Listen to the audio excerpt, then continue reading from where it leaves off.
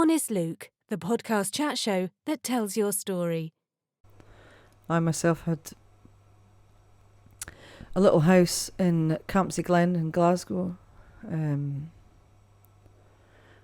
the middle of nowhere. It's now Celtic's training park, by the way, just for future reference. Right. And it was called Lennox Castle Hospital, and it was an institution. It was a home for the mentally impaired and unmarried mothers and whatnot. So what you're saying, that like unmarried mothers were they were considered institutionalised. institutionalised? Yep. Really? Mhm. Up to what age? Up to when was that? 60s, 70s. Why were they institutionalised?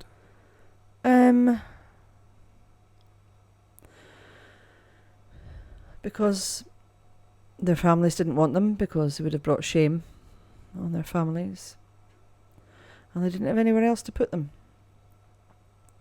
I know of people, real women, who have gone into Lennox Castle Hospital as a 15-year-old mother and have never come out, ever.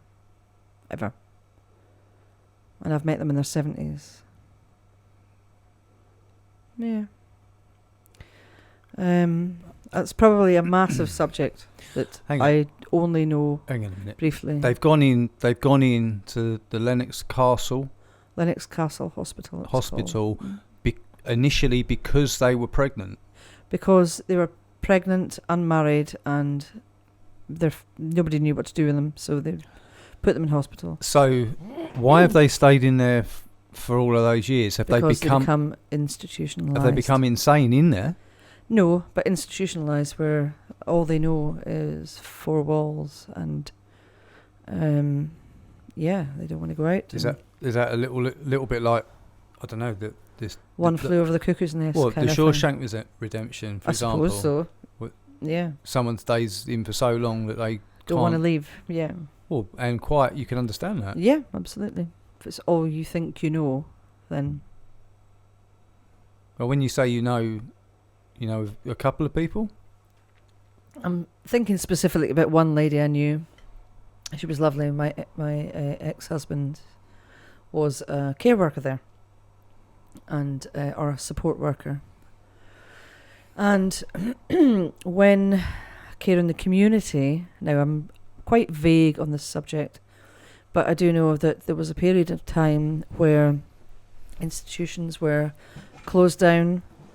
All the residents were rehoused into the community. Many were put in sheltered accommodation, supported accommodation. And they had people like my husband who would look after them in environment that was not institutionalised, but was obviously still supported, because these people weren't able to exist socially on their own, because all they ever knew was hospital.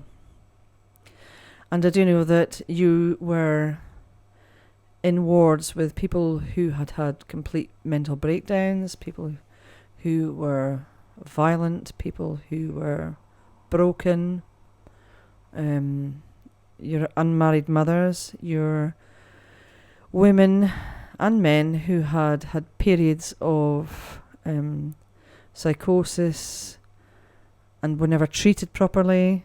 They were just pretty much locked away in places like Lennox Castle Hospital. Is that the castle? Is that the hospital down there? That's still, the ruin is still there. It is, yes. Because it's still, if you Google ruins to go and see. Oh, it was nothing fancy. No, there are beautiful parts of it, and there probably are. I don't actually know. I'd left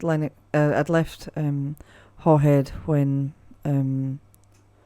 Celtic moved in.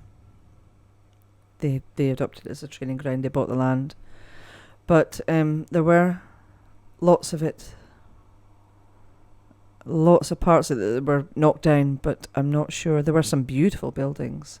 I don't know if they still stand. I'm not sure. chances are I would think they've probably been converted into accommodation now. But that's only one that I knew of. There are many more.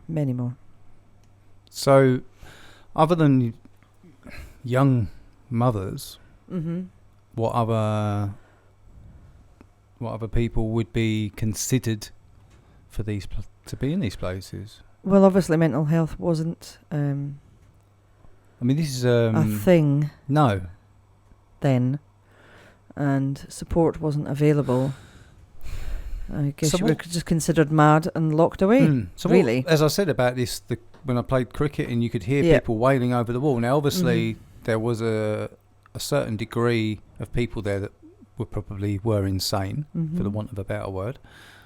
But how many of those people were driven insane by being locked up in that place in the first place? Exactly. As you mentioned the word insane, I think, I don't know, but I'm summarising. I think everybody has the potential, the potential to lose it, if you like, and I think it's quite possible that we've all done that, and we all will do that at some point in our life. yeah, maybe not all of us, but it's in a lot of people. Well, I've got some stats. The brain. Oh, right. Okay. No, you carry on. I was going to say the brain is, it's an organ like the rest. It's part of us. You break a leg, it needs time to recover. You hurt your brain, it needs time to recover. But once the damage has been done, or should we say identified, Yeah. is that damage then done for life? I think, judging from my own experience, I think once you've been ill, mentally, if you like, if you have mental health issues, and you are more inclined to suffer. Is suffer a word? Yeah, I would say it was. Yeah, because suffer of your awareness. again, in the same way that breaking a leg, you may get aches and pains when it rains or when you run too far. But is that maybe quite? It's not a negative. It could be quite healthy as well. To actually, because one of the main things about about mental health, I believe, is recognizing it. Is recognizing that there is an issue, and it's probably like being, when there's any kind of problem, it's the admittance, the acceptance that there is a problem. Because until you take that on board, it's like an alcoholic. Yeah. Until an alcoholic accepts that they're an alcoholic, They are, yeah. or a drug addict, a drug user is a drug addict, then you can't begin that recovery process, can you? No, that's true. That is true. If you would like to sponsor The Honest Luke Show, please message us through YouTube or Facebook at The Honest Luke Show, or by email thehonestluke@gmail.com.